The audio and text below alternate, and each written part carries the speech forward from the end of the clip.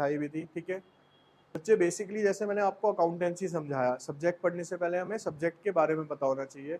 उसी तरीके से मेरा क्वेश्चन ये है कि जैसे हम इकोनॉमिक्स पढ़ रहे हैं तो हमें पहले ये पता होना चाहिए कि सर इकोनॉमिक्स कहाँ किसे जाता है, इकोनॉमिक्स है क्या। तो मैंने जब आपका एक सेशन लिया था तो उसमें मैंने आपको समझाया था बेटा कि जो हमारी इकोनॉमिक्स है, हम ये किसके लिए पढ़ते हैं, हमारी इकोनॉमी के लिए पढ़ते हैं। किसके लिए पढ़ते हैं बच्चे, हम अपनी इकोनॉमी के लिए पढ़ते हैं, ठीक है। और इकोनॉमी को हिंदी में जो बोला गया है वो बोला गया है अर्थ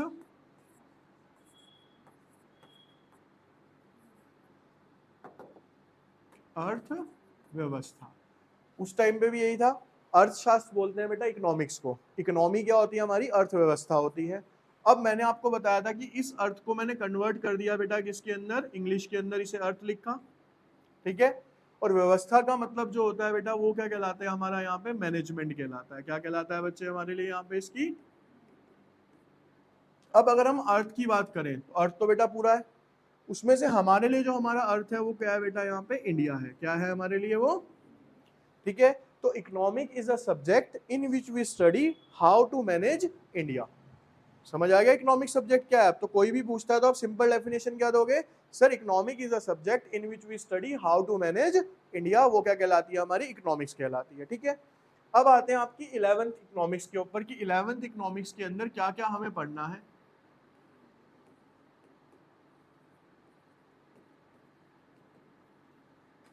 देखो बच्चे,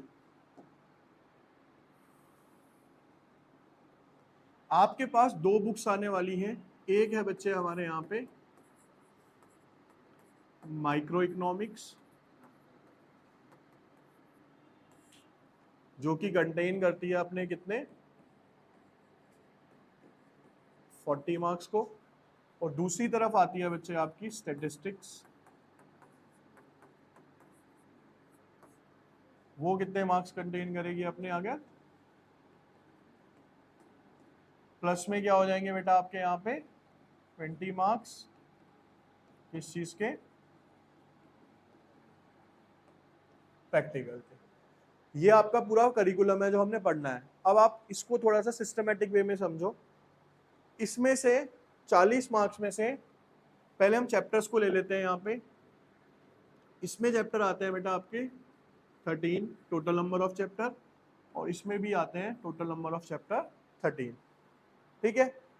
40 मार्क्स में से इन 13 चैप्टर में से 10 मार्क्स के क्या आने हैं बच्चे हमें, एमसीक्यू। और यहाँ पे भी 10 मार्क्स के कितने आने हैं हमारे। अब देखो, प्रैक्टिकल की तैयारी पूरे साल में हम कब करते हैं, पूरे साल करते हैं या एंड के 5-7 दिन या 2-4 दिन करते हैं, जब फाइल बनानी होती है तभी तैयारी करते हो। तो यानी 20 मार्क्स, 100 में से 20% काम हमारा साइड हो गया। अब आ जाते हैं हम 10-10 मार्क्स के एमसीक्यूज पे। 20 मार्क्स के क्या आते हैं बच्चे हमारे, एमसीक्यूज आते हैं। एमसीक्यू की तैयारी लास्ट ईयर 10th में कैसे करी थी, कौन सा अलग एफर्ट मारा आपने एमसीक्यू की तैयारी के लिए, ये समझाएंगे मेरे को थोड़ा सा। करा कुछ करा, बाकी कुछ एक्स्ट्रा से एफर्ट लगाना पड़ा आपको एमसीक्यू करने पे। क्योंकि मैंने आपको बच्चे सिंपल सा बता रखा है कि एमसीक्यू ना कभी भी आप प्रिपेयर नहीं कर सकते। आपका अगर कॉन्सेप्ट क्लियर है तो एमसीक्यू क्लियर है, कॉन्सेप्ट क्लियर नहीं है तो एमसीक्यू क्लियर। क्यों, आप अभी रूम में बैठे हो, कुछ भी क्वेश्चन बन सकता है यहाँ पे कि कितनी चेयर्स है यहाँ पे, कौन से रंग की वॉल है यहाँ पे, कितने टीवी लग रहे हैं, कितने एसी लग रहे हैं, जितने मर्जी एमसीक्यू बना लो। हाँ, अगर अब इसका एग्जांपल दूं, अभी आप यहाँ बैठे हो तो मैं आपसे ये पूछ लूं कितने एसी लग रहे हैं, नहीं बता पाओगे क्योंकि आपने रूम में भी अच्छे से देखा ही नहीं। तो सेम अगर आपने पढ़ाई अच्छे से नहीं करी, कॉन्सेप्ट अच्छे से क्लियर नहीं करे, तो आपको एमसीक्यू का आंसर तब भी नहीं पता होगा, जबकि है आपके सामने, एसी आपके सामने लगे हुए यहाँ पे, लेकिन क्योंकि हमने देखे नहीं तो हमें आंसर भी नहीं पता। फैक्ट है ना एमसीक्यू का। तो यानी बेटा ये जो 20 मार्क्स के एमसीक्यू है ना, इसके लिए अलग एफर्ट नहीं लगाने, ये भी आपके क्या होते चले जाएंगे, साथ साथ ही जब आप करिकुलम करोगे तो उसमें कंप्लीट होते चले जाते हैं। तो जी अब क्या हुआ सर, ये तो बहुत ही अच्छा हो गया, 20 मार्क्स तो हमारे ये हो गए, और 20 मार्क्स क्या हो गए जी हमारे यहाँ पे एमसीक्यू के हो गए। 40 मार्क्स तो पहली क्लास में खत्म, 60% सिलेबस बचा, उसके लिए हमें 12 महीने बचे। 12 महीने के हिसाब से आपको हर महीने 5% का सिलेबस खत्म करना है। तो बहुत ज्यादा है क्या कोर्स, नहीं है ना।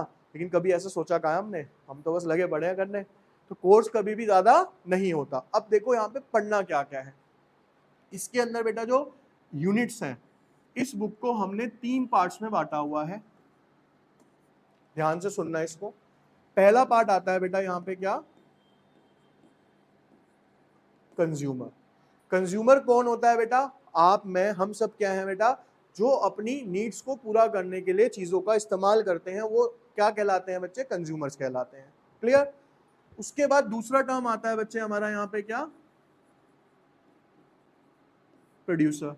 प्रोड्यूसर कौन है? जो कि एक प्रोसेस चलाते हैं जिसके थ्रू वो क्या करते हैं? कंज्यूमर्स के लिए क्या बना के देते हैं उनको? गुड्स या प्रोडक्ट्स बना के देते हैं।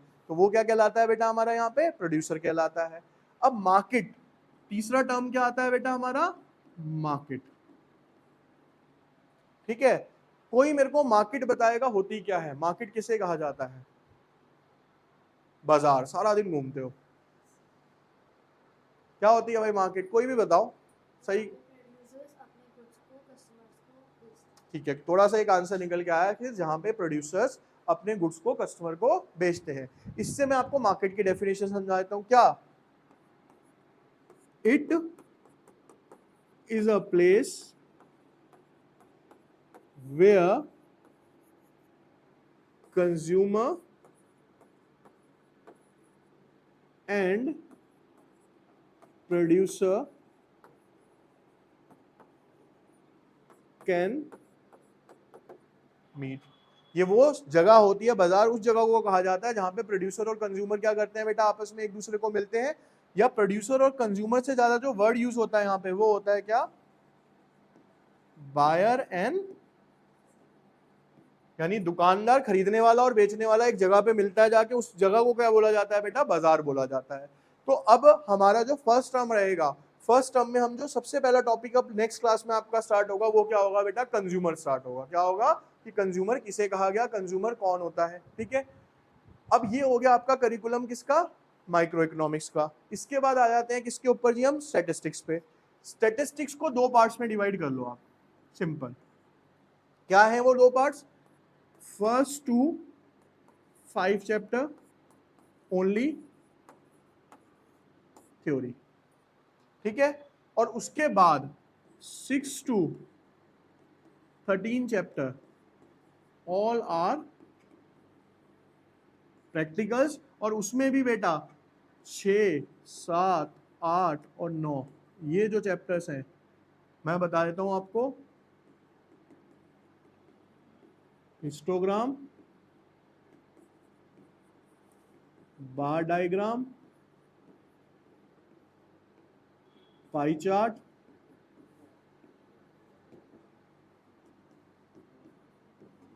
Mean, median, mode. ये कुछ जाने पहचाने से लग रहे नहीं लग रहे? है ना जाने पहचाने। लेकिन चेंज क्या हो जाएगा? इन दोनों में कोई भी चेंज नहीं आने वाला।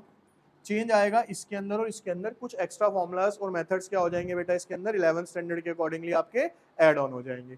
तो यानी ये आपको काफी इजी पढ़ने वाली है। ये जिसने अच्छे से कर ली, पास होने की दिक्कत तो खत्म। कि 11th में जो एक होता है ना डर की सर फेल बहुत होते हैं बच्चे, आराम से इजीली पास हो जाओगे।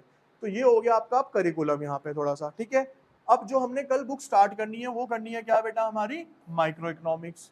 माइक्रो इकोनॉमिक्स का सबसे पहले जो एक बेस्ट चैप्टर है जो हार्ड कहलाता है, क्योंकि देखो मेरा डेमो देने का ये रूल है कि आपको थोड़ा हार्ड पढ़ा के चलो, क्योंकि इजी पढ़ाऊंगा आपको भी लगेगा सर तो पढ़ा रहे हैं हमें समझ आ रहा है। लेकिन टॉपिक हम वहां से स्टार्ट करेंगे जो इंपॉर्टेंट है। यानी पहली ही क्लास में मैं आपको चैप्टर ऐसा कराऊंगा जो 10 मार्क्स का आएगा आपके फर्स्ट टर्म में। ठीक है, और लॉजिकल है, पढ़ने में भी मजा आएगा, आपको पता भी चलेगा कि सर का पढ़ाने का तरीका क्या है, कि वो समझ आ रहा है हमारे नहीं आ रहा। ठीक, अब हम थोड़ा सा आते हैं यहाँ पे, आज का सेशन लेते हैं। हमारे पास बेटा एक बुक है यहाँ पे, क्या?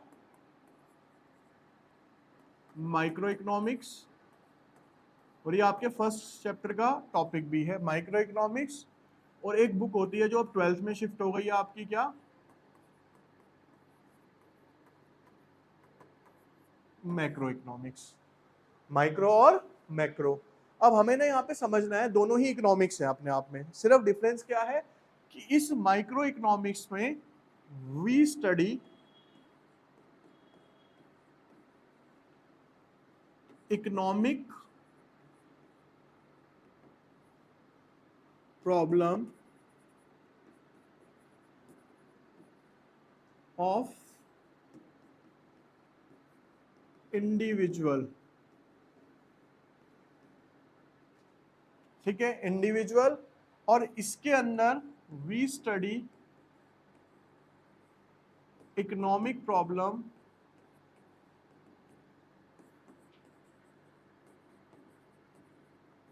एज अ होल इकोनॉमी, या हम दूसरे शब्दों में कह सकते हैं कि फॉर अ होल इंडिया। ठीक है, इसमें हम सिर्फ एक इंडिविजुअल प्रॉब्लम्स पढ़ते हैं, किसी भी एक दुकानदार के बारे में, किसी भी एक फर्म के बारे में, किसी भी एक कंपनी के बारे में, जो भी होगा वो क्या होगी बेटा, इंडिविजुअल होगी। लेकिन जब हम मैक्रो में पढ़ेंगे तो कैसे पढ़ेंगे, सारे के सारे इकट्ठा इंडिया के बारे में पढ़ेंगे। एग्जाम्पल दे रहा हूं, ध्यान से सुनना। पहले मेरे को आप सब में से ये बताएगा कोई भी कि इंडिविजुअल किसे कहा जाता है। सिंगल पर्सन को इंडिविजुअल कहा जाएगा। अच्छा, और कोई डेफिनेशन है इंडिविजुअल की? चलो देखो सुनो, मैं आपको कुछ एग्जांपल्स दूंगा, ये टॉपिक क्लियर हो जाएगा। अब आपका सुनना। पूरी दुनिया में